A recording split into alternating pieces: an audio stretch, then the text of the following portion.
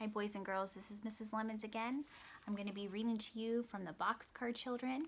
This is chapter 4, Henry Has Two Surprises. Now I want to show you in this too, there's the picture. And if you look also, the chapters are in Roman numerals. So this is chapter 4, but it looks a little different than our digit of 4. So if you remember in the chapter before, they heard a crack, crack in the woods. Let's see what it is. Henry has two surprises. Jessie whispered, "Keep still." The three children did not say a word. They sat quietly in the boxcar looking at the bushes. "I wonder if it's a bear," thought Benny. Soon something came out, but it wasn't a bear. It was a dog, which hopped along on 3 legs, crying softly and holding up a front paw. "It's all right," said Jessie. "It's only a dog, but I think he's hurt."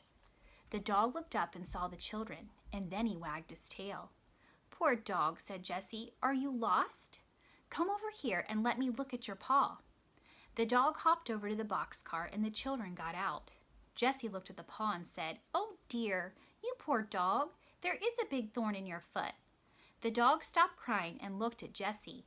"Good dog," said Jessie. "I can help you, but maybe it will hurt." The dog looked up at Jessie and wagged his tail again. Violet ordered Jessie, "Please wet my handkerchief in the brook." Jessie sat down on the stump and took the dog in her lap. She patted him and gave him a little piece of bread. Then she began to pull out the thorn. It was a long thorn, but the dog did not make any noise. Jessie pulled, and at last the thorn came out. And there's a picture of Jessie pulling the thorn out of the dog's paw. Violet had a wet handkerchief ready. Jessie put it around the dog's paw, and he looked up at her and wagged his tail a little. "He wants to say thank you, Jessie," cried Violet. "He is a good dog not to cry." "Yes, he is," cried Jessie. "Now I'd better hold him for a while so that he will lie down and rest his leg." "We can surprise Henry," remarked Benny. "Now we have a dog." "So we can," said Jessie. "But that was not my surprise. I was going to get a lot of blueberries for supper." "Can't we look for blueberries while you hold the dog?" asked Violet. "Yes, you can," said Jessie. "Look over there by the big trees." Benny and Violet ran over to look. "Oh, Jessie," cried Benny, "did you ever see so many blueberries?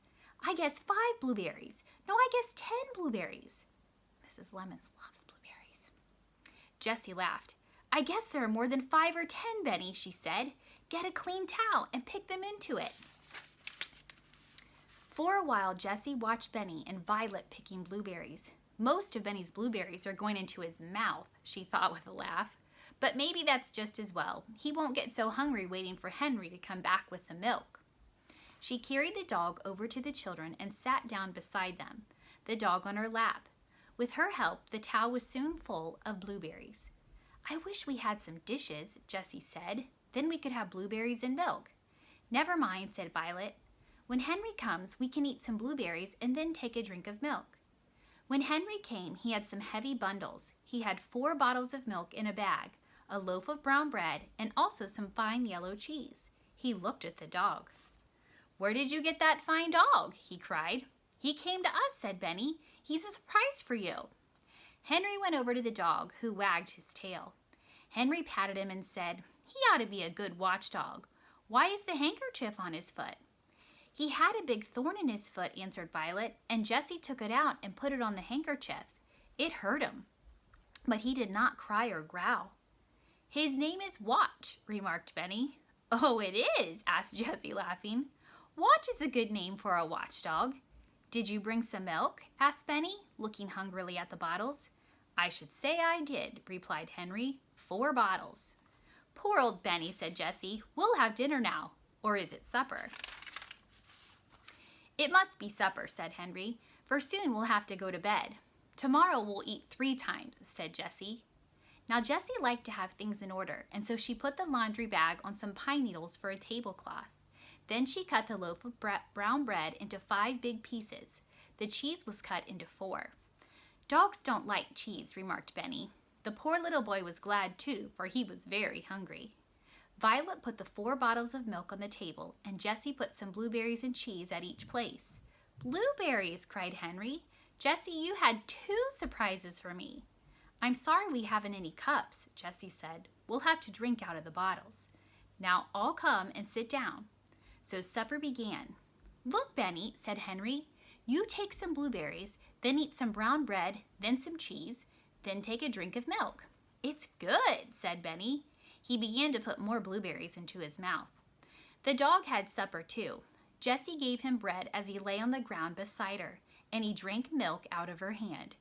When supper was over, there was some milk left in each bottle. We'll have the rest of the milk for breakfast, said Jessie. Tonight, we're going to sleep on beds. Let's get some pine needles now. Soon the children had a big pile.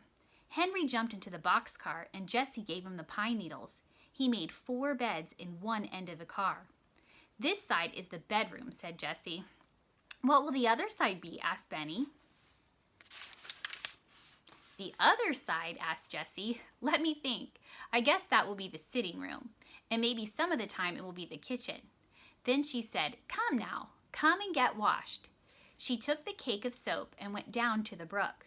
That will be fun, Benny, said Violet. We'll splash our paws in the brook, just as Little Brown Bear does. She knew that Benny did not like to be washed. The children were all very hot, and so they were glad to splash in the cold water. Benny put cold water and soap on his face with the others and dried his hands on a towel. We'll have a line to dry the towels on, said Jessie. So she took the string out of the laundry bag and tied one end of it to the tree. The other end of the string she tied to the boxcar. This made a good clothesline. When she had washed one towel and Violet had washed the other, they hung both towels on the clothesline. It looks like home, said Henry. See the washing, he laughed. Jessie was thinking. We ought to get some water to drink before we go to bed, she said. But what shall we put in it? Put it in. Let's put all the milk into 2 bottles, said Henry. Then we can fill the other 2 with water. Good, said Jessie. You go alone to the fountain, Henry. You can hide if anyone comes along. Henry went out very quietly and soon came back with 2 bottles full of cold water. Benny drank a little, but he was almost asleep. The other children helped him into the boxcar. Then they all climbed in. Jessie carrying the dog. He lay down at once beside her. It is so hot that we'll leave the door open, said Henry. Soon they were fast asleep, dog and all. The moon came up, but they did not see it. This was the first time in 4 days that they could go to sleep at night, as children should. And that's the end of chapter 4. The next chapter is called The Explorers Find Treasure. And I'll read that the next time. See ya.